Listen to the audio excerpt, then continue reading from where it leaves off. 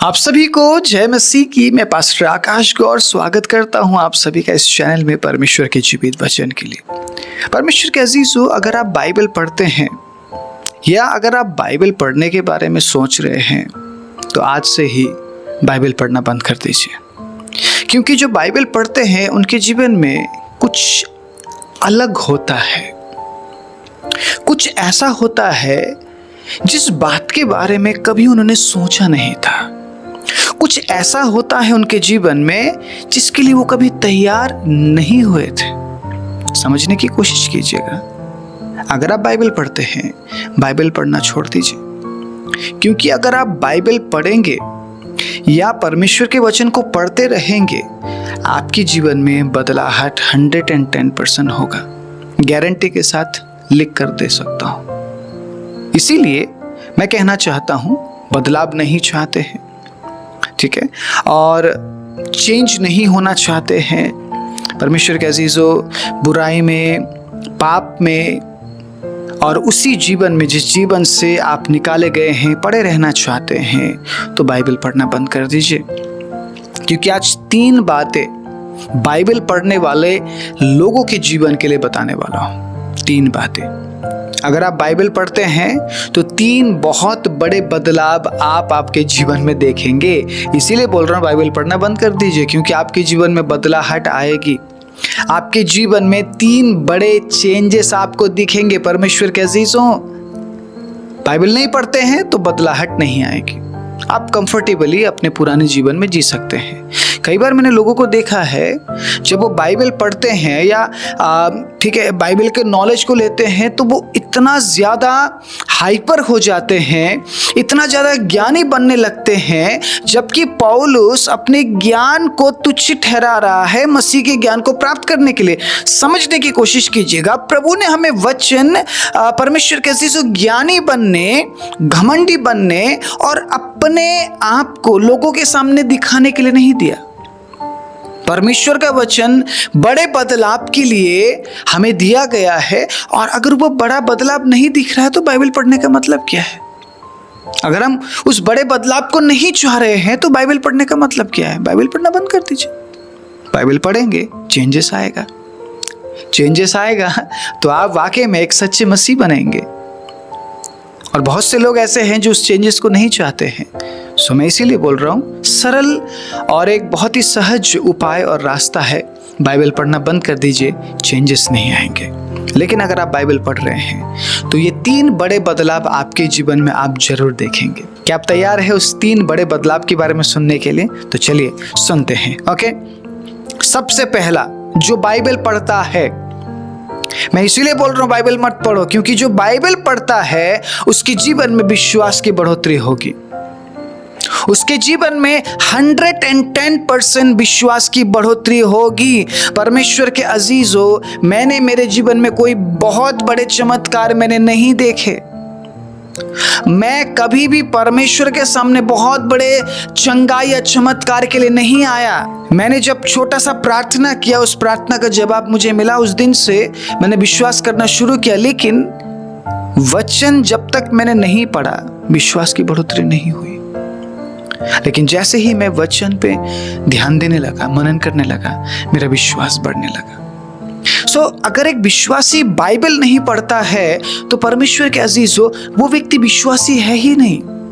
अगर आपका रिश्ता परमेश्वर के वचन के साथ नहीं है, आप विश्वासी किसी भी तरीके से आप विश्वासी नहीं है, क्योंकि जो विश्वास का आधार है वो वचन है। परमेश्वर के अजीजों, वचन में लिखा है कि यीशु मसीह मेरे और आपके लिए आया। वचन में लिखा है कि परमेश्वर ने जगत से प्यार किया। वचन में लिखा है कि परमेश्वर ने अपने इकलौते बेटे को भेजा। वचन में लिखा है कि उसने अपना लहू बहाया। वचन में लिखा है कि वो हमारे लिए क्रूस पर चढ़ा। तो जो आधार है वो वचन है। वचन से हमें पता चलता है। अगर कोई आकर हमें कुछ कहानी सुना रहा है, उसके कहानी में या उसके बातों में, उसके शब्द में वचन नहीं है, दैट मीन्स हमारे लिए हेल्पफुल नहीं है वो बातें कि हम प्रभु को जाने। आदि में वचन था, वचन परमेश्वर के साथ था और वचन ही परमेश्वर था। हालेलुया। और आपको क्या चाहिए? वचन को और अच्छे से समझने के लिए आपको क्या चाहिए? अगर आप बाइबल पढ़ते हैं आपके जीवन में विश्वास के क्षेत्र में एक बहुत बड़ा बदलाव आपको दिखेगा परमेश्वर के अजीजों। और उस बदलाव को अगर आप नहीं देखना चाहते हैं तो बाइबल मत पढ़िए। और अगर आप बाइबल पढ़ रहे हैं, बदलाव नहीं आ रहा है, इसका मतलब आप बाइबल ढंग से नहीं पढ़ रहे हैं। बाइबल आप इसलिए पढ़ रहे हैं क्योंकि आपका बगल वाला पढ़ रहा है, इसलिए आप पढ़ रहे हैं। बाइबल आप इसलिए पढ़ रहे हैं क्योंकि सब विश्वासी को बोला गया बाइबल पढ़ने के लिए। आप खुद से बाइबल नहीं पढ़ रहे हैं। आप विश्वास के बढ़ोतरी के लिए बाइबल नहीं पढ़ रहे हैं, इसलिए शायद कभी प्रभु आपसे बात नहीं करता अपने वचन के जरिए। समझ पा रहे हैं आप? अगर आप अपने आप को विश्वासी कहते हैं, बाइबल पढ़ना पड़ेगा, क्योंकि बाइबल पढ़ने से विश्वास के क्षेत्र में एक बहुत बड़ा चेंजेस और बदलाव आता है। यूहन्ना 20 अध्याय, मैं यहाँ पे कुछ और सीक्रेट भी आपके बीच में रखना चाहूँगा। यूहन्ना 20 अध्याय उसके 30 और 31 आयत को मैं आपके बीच में रखूंगा, मेरे साथ निकालिएगा। 20 अध्याय 30 और 31 कुछ इस प्रकार लिखा है, यीशु ने और भी बहुत से चिन्ह चेलों के सामने दिखाए जो इस पुस्तक में लिखे नहीं गए। बहुत से काम प्रभु यीशु मसीह ने अपने चेलों के साथ किए जिसके बारे में यूहन्ना कह रहा है कि इस पुस्तक में नहीं लिखे। और मैं ये भी कहना चाहूँगा बहुत से ऐसे काम होंगे जिनके बारे में शायद चेले जिक्र नहीं कर पाए। क्या क्या लिखते हो, कितना लिखते, लेकिन सुनिएगा, परंतु ये इसीलिए लिखे गए हैं, जो बातें लिखी गई है, जो आपने पढ़ा है मत्ती, मरकुस, लूका, यूहन्ना में जो बातें आपने पढ़ी है, क्यों लिखा गया है? यूहन्ना इस बात को क्लियर कर रहा है ताकि तुम विश्वास करो कि यीशु ही परमेश्वर का पुत्र मसीह है, ठीक है, और विश्वास करके उसके नाम से जीवन पाओ। विश्वास की बढ़ोतरी वचन को पढ़ने से है मेरे भाई, विश्वास की बढ़ोतरी वचन को पढ़ने से है मेरी बहन। अगर मान लीजिए आप किसी मीटिंग में चले गए, वहां पे चंगाई हो गया, चमत्कार हो गया, जरूरी नहीं है वो चमत्कार या वो चंगाई दोबारा रिपीट होगा आपके लाइफ में, तब क्या विश्वास नहीं करेंगे? आप बताइए मुझे। अगर आप ये कह रहे कि प्रभु मेरे सामने आप चमत्कार कीजिए, प्रभु कह रहा है कि बेटा चमत्कार की जरूरत ही नहीं है, वचन दिया है उसे पढ़, तेरा विश्वास मजबूत होगा। लेकिन आप क्या कह रहे कि प्रभु आप मेरे सामने चमत्कार कीजिए, तो प्रभु ने कहा ठीक है बेटा मैं कर देता हूं, ये ले एक चमत्कार मैंने कर दिया, सेकंड टाइम फिर क्या बोलेंगे प्रभु को, प्रभु दूसरा चमत्कार कीजिए, मैं विश्वास नहीं कर पा रहा हूं या मैं विश्वास नहीं कर पा रही हूं। प्रभु कहेगा ठीक है बेटा मैं दूसरा भी कर देता हूं, लेकिन तू अपना काम भी तो कर, तू वचन नहीं पढ़ रहा है, तू वचन नहीं पढ़ रही है और मुझे तू बार बार बोल रहा है या बोल रही है कि प्रभु आप चमत्कार दिखाओ, आप चमत्कार दिखाओ, इसका मतलब तू अल्प विश्वासी है। चेलों को प्रभु यीशु मसीह ने डांटा कि इतने समय से मैं तुम्हारे साथ हूं, फिर भी तुम अल्प विश्वासी बन रहे हो, तुम मुझ पर विश्वास नहीं कर पा रहे हो। यीशु को पता था जिस नाव में यीशु सवार थे वो नाव डगमगा रही है। लोगों का कहना है प्रभु यीशु मसीह सो गए, लेकिन प्रभु के वचन में लिखा है वो ना सोता है और ना ऊँघता है। क्या यीशु सो रहे थे? आपको क्या लगता है? कमेंट में लिखना मत भूलिएगा। आपको क्या लगता है, यीशु सो रहे थे? क्या यीशु सोते थे? परमेश्वर के अजीजों, अगर हम ये देखें कि अगर वो शरीर में है तो शरीर के हिसाब से सोते भी होंगे। परमेश्वर के अजीजों, अब शरीर को नींद देना तो जरूरी है, लेकिन उसी जगह में यीशु 100% परमेश्वर भी थे। सोते सोते भी यीशु मसीह सब कुछ जान सकते थे। और उस दिन झील में तूफान आया भी इसीलिए था ताकि उनको पता चले जो नाव में है वो कौन है। परमेश्वर के अजीजों, लोगों को लग रहा था प्रभु यीशु मसीह सो गए और चेले यहाँ तक बोलने लगे कि प्रभु हम नाश हुए जाते हैं, हमें बचाइए, जबकि उन्हें पता है उस नाव में प्रभु यीशु मसीह सवार है, उस नाव में यीशु मसीह उनके साथ है, यीशु उन्हें डूबने नहीं देंगे। लेकिन फिर भी वो विश्वास नहीं कर पाए। आज बहुत से लोग ऐसे हैं कि पादरी साहब चमत्कार दिखाओ, पादरी साहब भविष्यवाणी करो, पादरी साहब कुछ ऐसा करो कि हमारा विश्वास बढ़े। और पादरी साहब प्रेशर में आ जाते हैं विश्वासियों के और कुछ भी बोलने लगते हैं, आज तुम्हारे घर में ये हो रहा है, मैं देख रहा हूं ऐसा हो रहा है, वैसा हो रहा है। और ऐसी बातों को सुनकर लोग एनकरेज्ड हो जाते हैं। वचन पढ़ने की जरूरत ही नहीं है, क्योंकि जैसे हमें चमत्कार देखने का मन होता है हम पादरी साहब के पास चले जाते हैं या किसी अपोस्टल के पास चले जाते हैं। मैं चमत्कार से इनकार नहीं कर रहा हूं, प्रभु चमत्कार करते हैं, विश्वासियों के जीवन में चमत्कार होता है, लेकिन कितनी बार चमत्कार मांगेंगे आप? आप समझिए इस बात को कि एक बच्चा जब बड़ा होता है, छोटे में बार बार वो सहायता मांगता है अपने माता पिता से, लेकिन कुछ समय बाद वो सयाना बनता है और अपने काम खुद करने लगता है। वो बार बार माता पिता के पास नहीं जाता है। विश्वास में बढ़ने का मतलब बार बार परमेश्वर से चमत्कार मांगना नहीं है, बल्कि परमेश्वर के सही समय का इंतजार करना और स्थिर रहना है।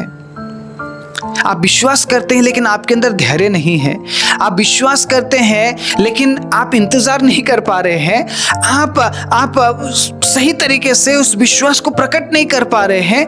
आप परमेश्वर के काम को अपने जीवन में आप ग्रहण नहीं कर पा रहे। तो किस तरीके का विश्वास है वो? परमेश्वर का अजीजों, वो तो अल्प विश्वास है।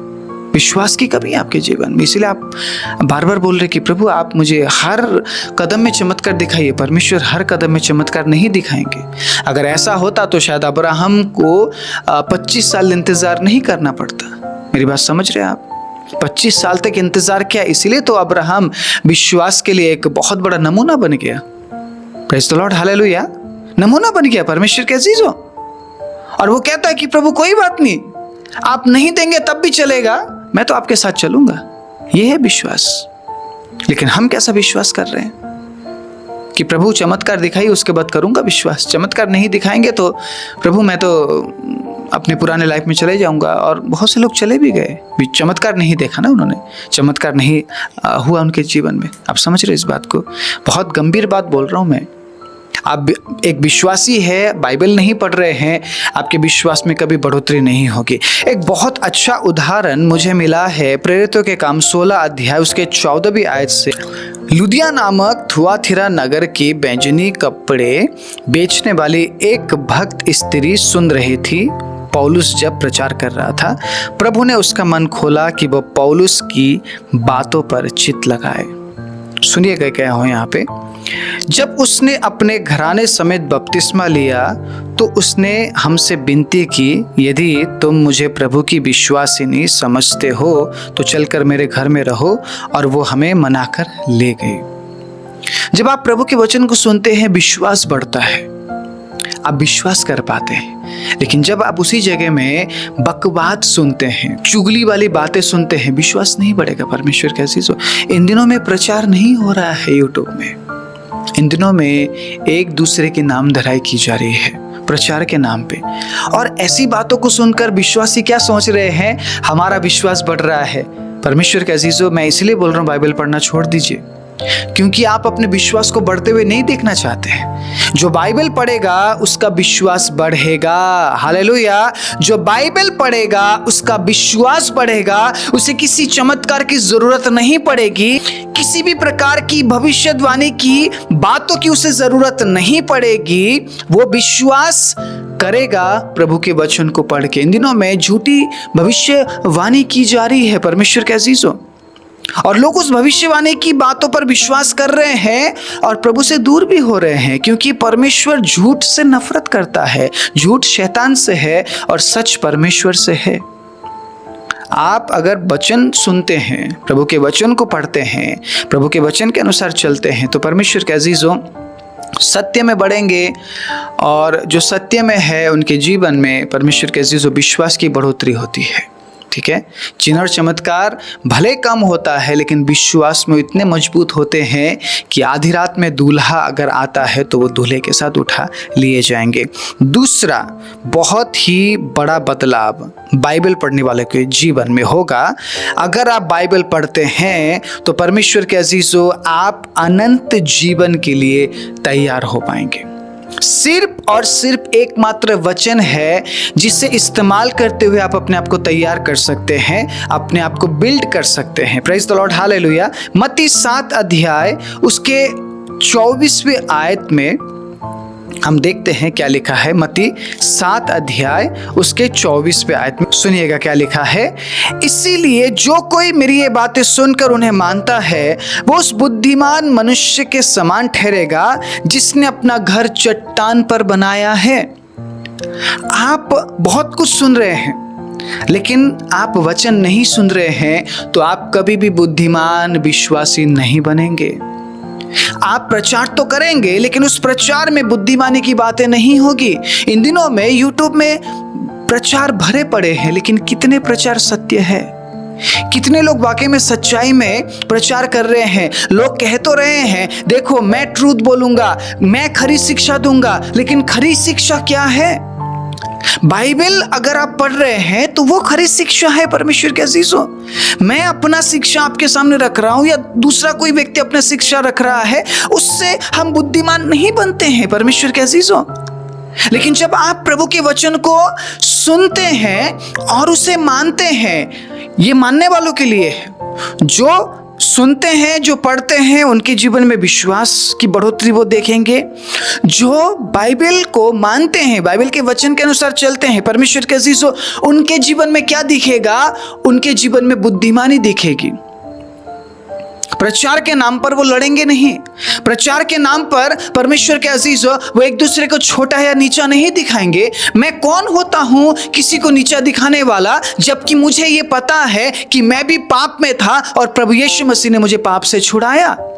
इसीलिए वचन में लिखा है, सब अपना अपना न्याय देंगे। मैंने क्या किया, मैं उसका न्याय दूंगा। अगर मैं परमेश्वर के वचन के अनुसार चलते हुए अपने आप को तैयार कर रहा हूं, एक अच्छा विश्वासी में बना रहा हूं, सिर्फ विश्वास करना काफी नहीं। हाँ, बाइबल पढ़ने के बाद मेरे विश्वास में तो बढ़ोतरी मुझे मिल गई, लेकिन एक अच्छा विश्वासी अगर मैं नहीं बन पाया, उस विश्वास में अगर मैं स्थिर नहीं रह पाया, तो क्या फायदा? विश्वास में स्थिर रहने के लिए भी आपको वचन की ही जरूरत पड़ने वाली है। मेरे भाई, मेरी बहन, आप भटक तो नहीं रहे हैं कहीं? आप अपने आप को विश्वासी तो कह रहे हैं, हाँ, आपके विश्वास में बढ़ोतरी तो होगी, लेकिन उसमें स्थिर भी तो रहना पड़ेगा। आप प्रेम कर रहे हैं, लेकिन सिर्फ एक दिन के लिए प्रेम करने से नहीं चलेगा। दया कर रहे हैं तो एक दिन के लिए दया करने से नहीं चलेगा। क्षमा कर रहे हैं तो सिर्फ एक दिन क्षमा करने से नहीं चलेगा। परमेश्वर के अजीजों, आपको कंटिन्यूअसली उस काम में बने रहना पड़ेगा, तब जाके आप एक अच्छे विश्वासी बनेंगे। कल मैं कुछ और था, आज मैं कुछ और हूं, कल मैं फिर कुछ और हो रहा हूं, कुछ और ही मैं बन रहा हूं। क्या फायदा ऐसे विश्वास का? ऐसे विश्वासी जीवन का क्या फायदा? इसीलिए मैं बोल रहा हूँ, बाइबल पढ़ना बंद कर दीजिए, क्योंकि अगर आप बाइबल पढ़ेंगे तो परमेश्वर के अजीजों आप एक अच्छे विश्वासी बनेंगे। समझ आ रही मेरी बात? बाइबल पढ़ना बंद कर दीजिए, क्योंकि जो बाइबल पढ़ते हैं वो अच्छे विश्वासी बनते हैं। सिर्फ विश्वास नहीं करते हैं, बल्कि परमेश्वर के अजीजों उन तमाम बातों को अपने जीवन में अप्लाई करते हैं और उनके जीवन से परमेश्वर के वचन के काम दिखते हैं। अच्छे विश्वासी बनते हो, ठीक है? ओके, तीसरा और आखिरी, बहुत इंपॉर्टेंट, ब्लेसिंग्स। तीसरा और आखिरी क्या है? ब्लेसिंग्स। सबसे पहला क्या था? बिलीव। बाइबल पढ़ने वाले विश्वास में आगे बढ़ते हैं। दूसरा क्या था? बिल्ड। ठीक है, बाइबल पढ़ने वाले अपने विश्वास के जीवन को क्या करते हैं? गठन करते हैं, मतलब बिल्ड करते हैं। विश्वास के जीवन में वो आगे बढ़ते जाते हैं। ठीक है, उनके जीवन से परमेश्वर के वचन के काम दिखते हैं, उनके जीवन से आत्मा के फल दिखते हैं, तो उसे बिल्ड करना बोलते हैं। ठीक है, जितना ज़्यादा आप प्रभु के वचन को पढ़ेंगे उतना ही ज़्यादा, ठीक है, विश्वासी जीवन में आप आगे बढ़ते जाएंगे। एक परिपक्व बुद्धिमान विश्वासी आप बनते जाएंगे। और अगर आप एक परिपक्व और बुद्धिमान विश्वासी बनते जाते हैं तो तीसरा आप देखेंगे कि आपके लाइफ में ब्लेसिंग्स है, आपके लाइफ में आशीष है। किस प्रकार के आशीष की बात कर रहा हूं मैं, वो आपके बीच में रखना चाहूंगा। भजन संहिता 1 अध्याय उसके 1 और 2 को हम पढ़ेंगे। क्या ही धन्य वो पुरुष जो दुष्टों की युक्ति पर नहीं चलता, ना पापियों के मार्ग में खड़ा होता और ना ठट्ठा करने वालों की मंडली में बैठता है, परंतु वो तो यहोवा की व्यवस्था से प्रसन्न रहता है और उसकी व्यवस्था पर दिन रात ध्यान करता है। सो जो परमेश्वर की व्यवस्था पर, मतलब प्रभु के वचन पर ध्यान करता है, वो दुष्टों के युक्ति पर नहीं चलता, पापियों के मार्ग पर खड़ा नहीं होता और ना ठट्ठा करने वालों की मंडली में बैठता है। एक ऐसा आशीषित जीवन प्रभु आपको देना चाहता है। अब्राहम क्या परमेश्वर के अजीजों धन पाकर आशीषित हुआ? अब्राहम के लिए हम क्या सोचते हैं कि अब्राहम किस प्रकार का आशीषित व्यक्ति था? परमेश्वर के अजीजों, अब्राहम अगर पैसों के चक्कर में रहता, ऑलरेडी वो बहुत अमीर व्यक्ति था। परमेश्वर के पीछे धन के लिए नहीं आया था, वो फेलोशिप के लिए आया था, एक अच्छे लाइफ के लिए आया था। परमेश्वर के अजीजों, प्रभु के गुडनेस के लिए आया था, सच्चे परमेश्वर के पीछे आया था। उसके लिए मैटर नहीं करता है कि उसके पास कितना पैसा है। जबकि परमेश्वर के अजीज उसने इसहाक तक के लिए प्रभु से कुछ बोला नहीं। परमेश्वर ने उससे प्रॉमिस किया, लेकिन उसने परमेश्वर से कुछ बोला नहीं, क्योंकि वो उस लाइफ को समझ चुका था जो लाइफ वो परमेश्वर के साथ जी रहा था, और उस लाइफ में पैसों का अहमियत नहीं था अब्राहम को। परमेश्वर ने उसे बहुत आशीष दी, हम इस बात को जानते हैं। उसे बहुत से बातों का सामना भी करना पड़ा, ये भी हम जानते हैं। लेकिन परमेश्वर के अजीजों, एक ऐसा आशीषित जीवन जो अब्राहम जी कर गया इस संसार से, क्या आप नहीं चाहते हैं?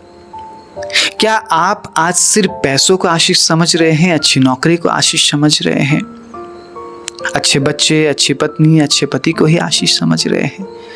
परमेश्वर के अजीजों, विश्वास कीजिए इस बात पर, अगर आप उसके वचन के अनुसार चलते हैं तो वो आपको आशीष देगा, हर प्रकार से बढ़ाएगा, हर प्रकार से बढ़ाएगा। लेकिन उस आशीष के लिए परमेश्वर के पीछे मत आइए, जेन्युइन हृदय के साथ, सच्चे दिल के साथ उसके पीछे आइए, वो आशीष देगा।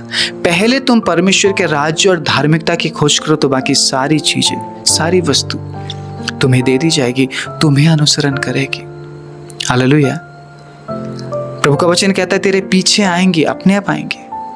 पैसों के लिए तुझे भागने की जरूरत नहीं पड़ेगी। इसका मतलब ये नहीं कि आपको काम नहीं करना है, आप काम करेंगे, लेकिन पैसों के लिए गलत काम नहीं करेंगे आप। हालेलुया। आप काम करेंगे, लेकिन आप झूठ नहीं बोलेंगे। आपका काम झूठ पर नहीं टिका होगा, क्योंकि लोग इन दिनों में झूठ बोलकर ज्यादा पैसा कमाना चाह रहे हैं और वो छेद वाली थैली में डाल रहे हैं। उनके जीवन में कोई आशीष नहीं है, नींद नहीं है, चैन नहीं है। पैसा तो है, लेकिन चैन नहीं है उनके लाइफ में। नींद के लिए गोली लेना पड़ता है, बिस्तर पे नींद नहीं आती है, जमीन पे लेटना पड़ता है, लाखों रुपए के बिस्तर पे उन्हें नींद नहीं आती है। क्या ऐसा जीवन चाह रहे हैं आप? क्या सुलेमान की तरह सब कुछ पाने के बाद आप ये कहना चाह रहे हैं कि सब कुछ हवा के जैसा है, हवा को पकड़ने के जैसा है? प्रभु आपको आशीषित जीवन देना चाहता है, और वो आशीषित जीवन पैसों पर आधारित जीवन नहीं होगा, पॉपुलैरिटी पर आधारित जीवन नहीं होगा। वो आशीषित जीवन होगा यीशु पर आधारित जीवन। हालेलुया। यीशु पर आधारित जीवन। और अगर आप मसीह केंद्रित जीवन जीते हैं तो परमेश्वर के अजीजों, वो खुशी, वो आनंद, वो शांति, वो दया, वो कृपा कोई भी आपसे छीन नहीं पाएगा। Praise the Lord. हालेलुया। एक ऐसा आशीषित जीवन प्रभु आपको देना चाहता है। ओके, यशाया 55 अध्याय उसके 3 आयत को पढ़ने के बाद हम प्रार्थना करेंगे। यशाया 55 अध्याय उसके 3 आयत, मुझे बहुत सुंदर लगता है ये वचन। सुनिएगा क्या लिखा है। कान लगाओ और मेरे पास आओ, सुनो तब तुम जीवित रहोगे, और मैं तुम्हारे साथ सदा की वाचा बांधूंगा, अर्थात दाऊद पर की अटल करुणा की वाचा। प्रभु कह रहा है सुनो, लिसन। जब आप बाइबल पढ़ते हैं ना, आप उसके आवाज को सुनते हैं इंटरनली, आत्मिक रूप से, आत्मिकता में आप उसकी आवाज को सुनकर आप जीवन पाते हैं। इन दिनों में हम देख रहे हैं लोगों के हाथ से जीवन छिन रहा है, क्योंकि ये अंत का समय है। उस जीवन को पाने के लिए वो बहुत कुछ कर रहे हैं, लेकिन उनके हाथों से जीवन छूट रहा है। उसी जगह में प्रभु क्या कह रहा है, अगर तू मेरी सुनेगा तो जीवित रहेगा। Praise the Lord.